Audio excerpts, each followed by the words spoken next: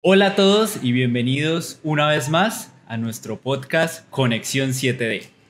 El día de hoy nos encontramos con David Bustamante y quien les habla, Juan David Rincón. Vamos a realizar un estudio de la semana 2 de nuestro folleto inverso, el cual lleva por título Por tus propios métodos. Y este título me llama mucho la atención, David, porque siento que vamos a explorar las tensiones cuando intentamos de hacer lo correcto, pero lo intentamos de hacer por nuestro propio método. Intentamos hacer solitos. Y el texto que vamos a tener como guía es Éxodo capítulo 2 y el capítulo 3. Así que tendremos un poco de contexto. Juan, ¿qué sabemos de Moisés, de sus inicios, su contexto familiar? Nace en una casa de ricos. ¿Qué pasa con Moisés? Contémosle a aquellas personas que no saben nada de Moisés. ¿Tú qué sabes de Moisés? Bueno, si queremos estudiar el personaje de Moisés, nos tenemos que remontar a Éxodo 2. En este capítulo nos encontramos con una pareja de levitas. Correcto. Los cuales vivían en la época en donde el faraón estaba en dominio de las tierras israelitas. Recordamos un poco todo el contexto de lo que se ha vivido hasta el momento. El faraón había decretado una orden, la cual tenían que todos los niños varones del pueblo israelita no podían sobrevivir, sino que debían ser echados dentro del río Nilo. Y que esta orden no es solamente de manera caprichosa, esta orden se da porque observan la demografía del momento y se dan cuenta, hombre, mira que los hebreos se están multiplicando, ¿ya? No son los más ricos, pero a pesar de vivir en condiciones de pobreza, se multiplican más que los mismos egipcios. Cosa muy parecida en la actualidad. Ya la gente que tiene dinero, tiene poquitos hijos, la gente más vulnerable se multiplica como si no hubiese un mañana. Ahora, la decisión que está tomando Faraón no es la primera vez. Le había dicho ya a dos damas que varón que naciese, varón que tenían que matar. Y ahora se está decretando de que a los niños, hay también menores de 2 años, también hay que empezarles a dar de baja porque algún día serán varones grandes, fuertes y de pronto se levantan con un ejército y en esta paranoia de la cabeza de Faraón dice, oye, no, ese asunto sí ya no me gusta. Pero ¿qué hizo la mamá? Nos encontramos con nuestro segundo personaje de la historia, Jocabet. Era la madre de Moisés y ella se le ocurrió una idea un poco perspicaz, diría yo. Atrevida. Fue el hecho de, yo tengo que preservar la vida de mi hijo a costa de cualquier cosa. Y lo que hizo fue, cogió a su hijo, lo puso sobre una canasta y lo dejó flotar sobre el río Nilo cerca de unos juncos que estaban muy cerca del lugar donde la hija del faraón se bañaba. Ahora, la hija del faraón se viene al río Nilo a bañar, escucha a un bebé llorar, pero hasta el momento desconocemos el nombre de aquel bebé, porque Jocabet no menciona la Biblia que se le ha puesto nombre. Exactamente. Las condiciones en las que están haciendo Moisés es la que realmente le van a dar el nombre. La princesa abre y se le va a llamar Moisés, que significa rescatado de las aguas. Salvado de las aguas.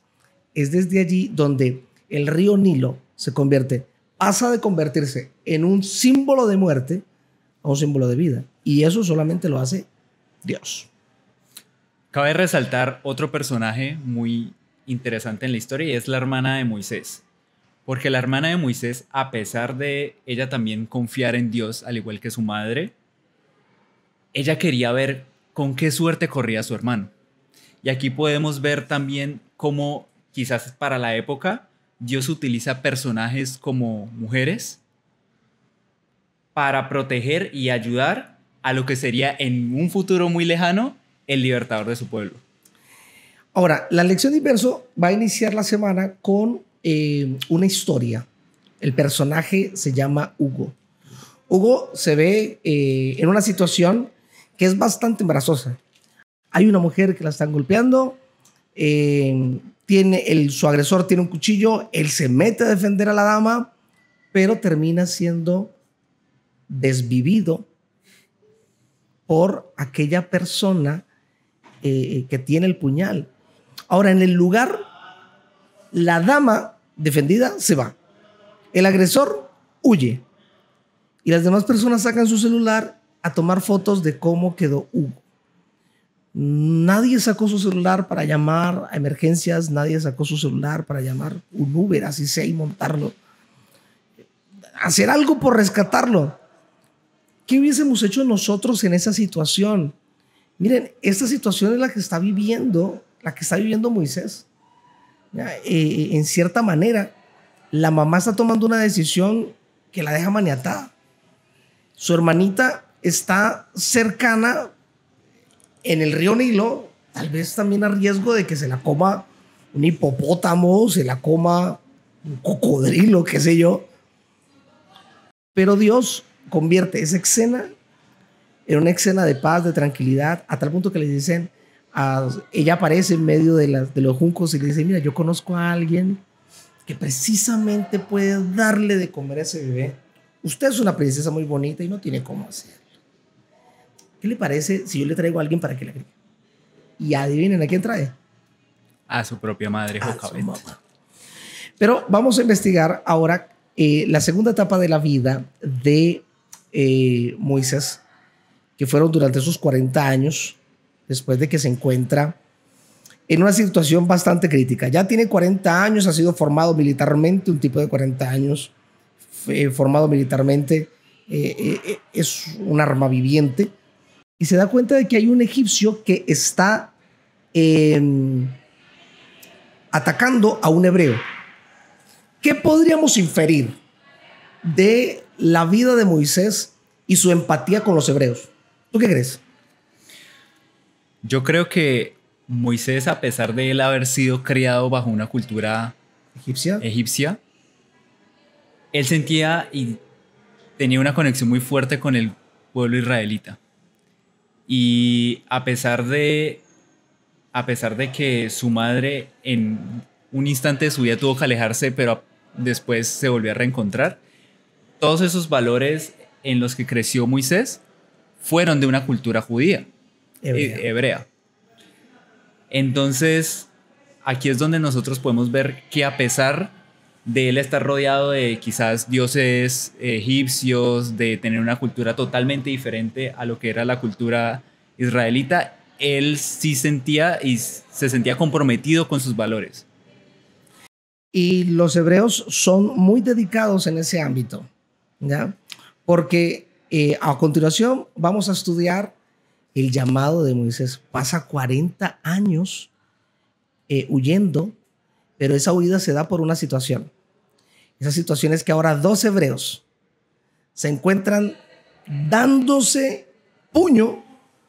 Él le dice, hey muchachos, pero ¿cómo es posible? Y uno de ellos se queda mirando y le dice, ¿qué? Pues vas a matar como... ¿Hiciste con el egipcio? Como el egipcio. En ese momento entiende Moisés que tiene que irse del lugar. Y huye al desierto. Intenta arreglar la situación por sus propios medios.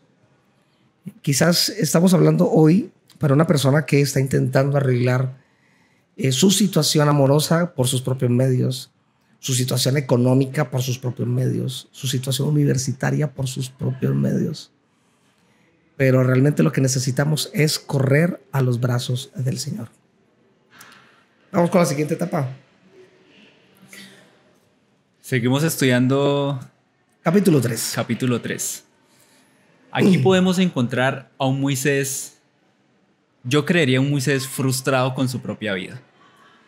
Un Moisés perdido porque de un momento a otro pierde todo. Recordemos que él era el hijastro, casi hijo de una princesa, de un faraón. Entonces pasa al otro lado de la moneda, en donde se convierte un forastero en tierra de Madián. Pero precisamente esta situación es la que aprovecha Dios para poder sacar librar a Moisés de todo lo que conoce de los egipcios. Eso es totalmente cierto. Capítulo 3, ahora está apacentando ovejas. Capítulo 3 menciona que tiene a un Moisés ya no de 40 años, ahora tiene 80 años. Y con 80 años está apacentando ovejas. Versículo 1 dice: está apacentando las ovejas de Jetro, su suegro, sacerdote de Madián. Llevó las ovejas a través del desierto y llegó hasta Horeb, el monte de Dios. Y el versículo 2, atento con el versículo 2. Y se le apareció alguien. ¿Quién? El ángel del Señor. Ok.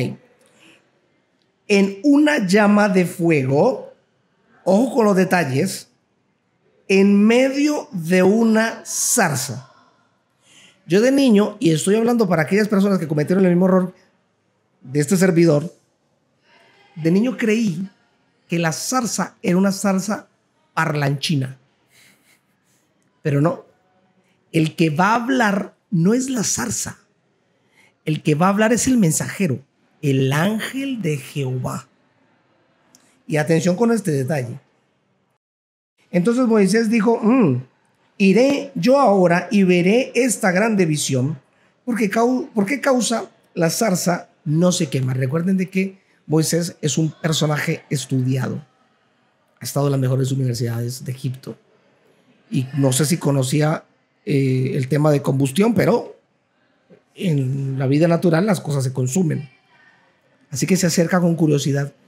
Pero él está viendo también al ángel de Jehová. Y tiene un así, que es ese ser. No le teme a ese ser. Yo no sé cuál habrá sido su creencia militar de no tenerle miedo a nada. ¿No? Pero aquí te vas a dar cuenta de algo que me voló la cabeza. Mira lo que dice. El versículo 3. Entonces Moisés dijo: iré yo ahora y veré esta grande visión. ¿Por qué causa la zarza no se quema?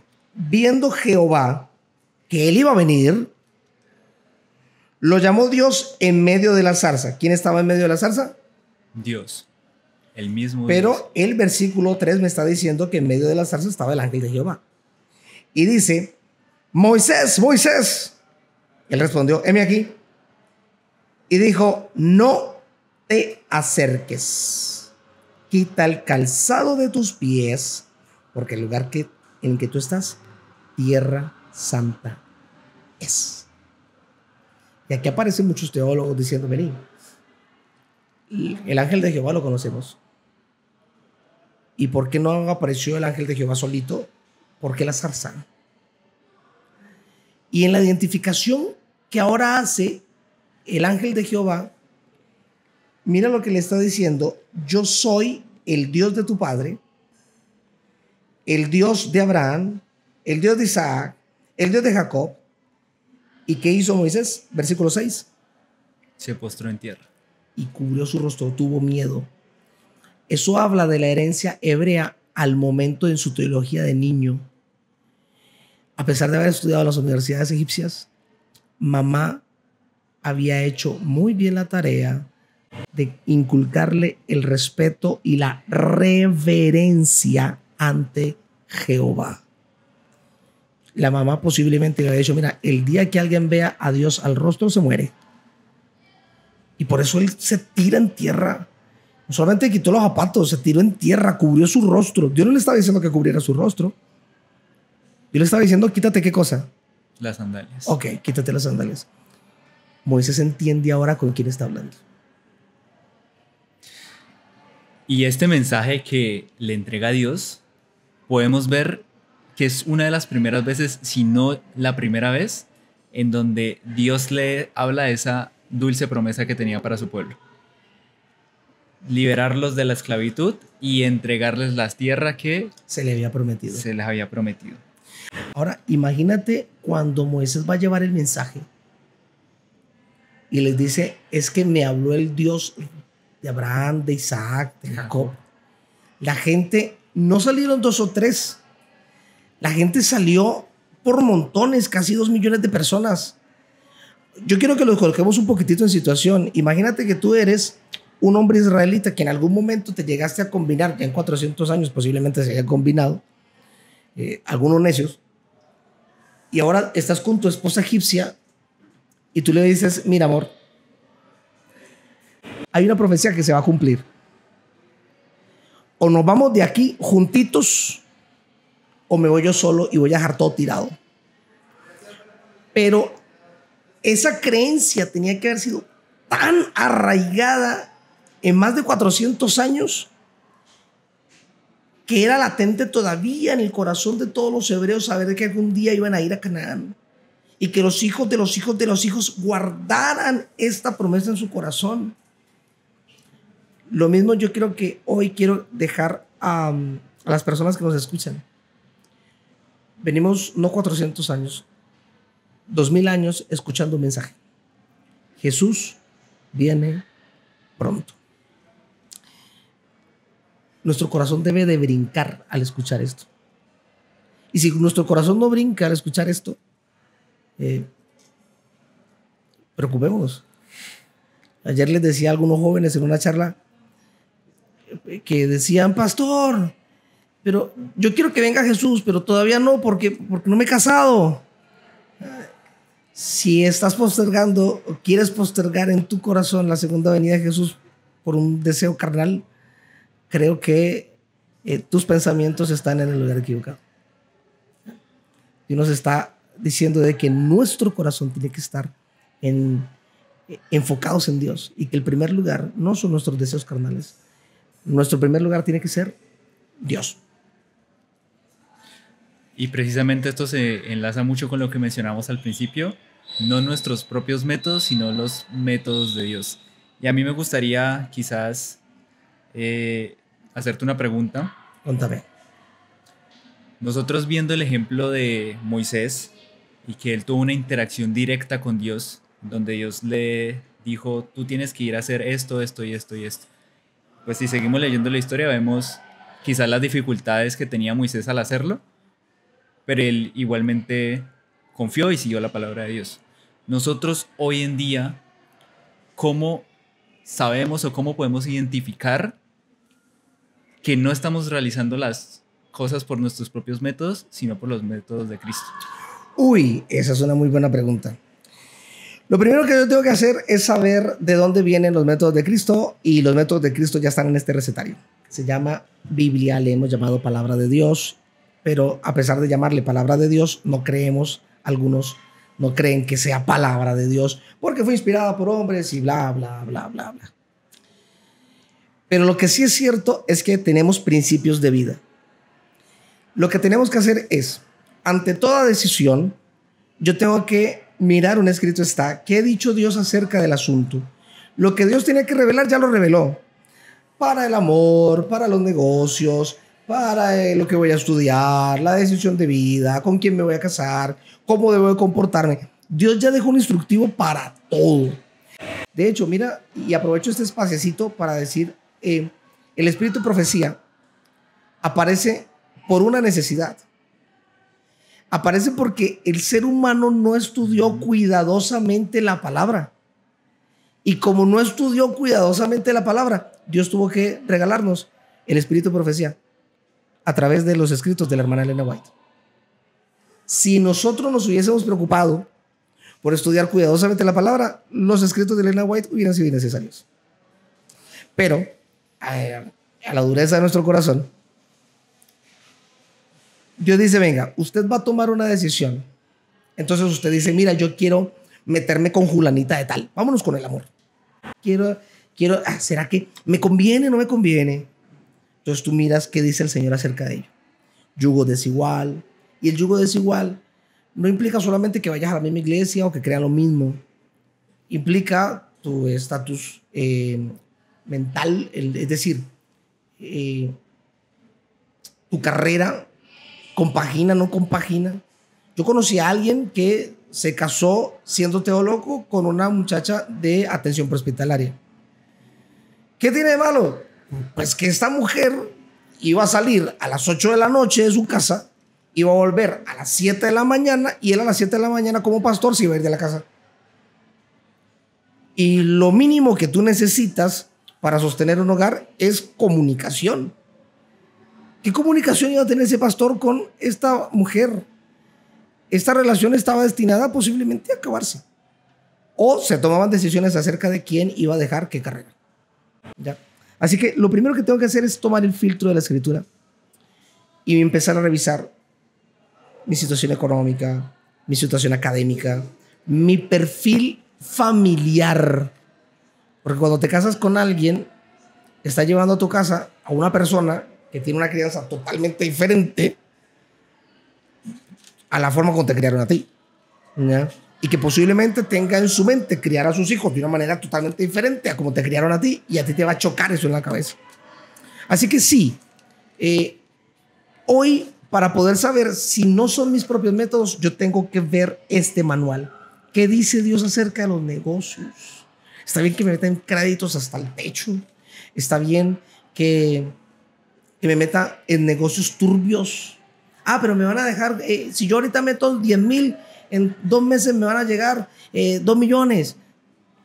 Hombre, ¿qué dice la Biblia acerca de las ganancias fáciles? Y de esa manera nos cuidamos. Evitamos solucionar las cosas por nuestros medios. Es una forma de preguntarle al Padre.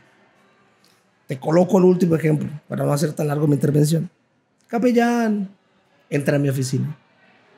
¿Puede orar por nuestra relación? Un par de estudiantes. Yo los miré con ternura y les dije, no. ¿Por qué? Porque es que Dios ya reveló un mensaje para los jóvenes que en los noviazgos estudiantiles no hay bendición. Y por lo tanto, no es la etapa para que ustedes sean novios. Por lo tanto, no va a haber bendición. Yo no puedo orar por algo que Dios ya dijo que no iba a dar bendición. Eso sería que Dios se contradijese. Moisés aprendió a la fuerza que era seguir la voluntad de Dios. Los egipcios aprendieron a la fuerza que era la ira de Dios. Y un versículo que me llamó mucho la atención respecto al tema de los planes, quisiera compartírselos. Por favor. A todos ustedes. Se encuentra en Jeremías 29:11. Tremendo texto. Y dice así: yo sé los planes que tengo para vosotros, dice el Señor. Planes de paz y no de mal, para daros un futuro y una esperanza. Mira que ese texto le está hablando de los cautivos en Babilonia. Y no les está diciendo, dejarán de ser esclavos. No. Les está diciendo, mira, yo sé la situación maluca en la que estás viviendo, pero yo sé para dónde voy contigo. Yo sé para dónde voy contigo. Y los planes que tengo son de bien. Ten paciencia, déjate formar. Coge las cosas con calma. Y conéctate con Dios todo el tiempo, los 7 días de la semana. Por eso tenemos hoy Conexión 7D.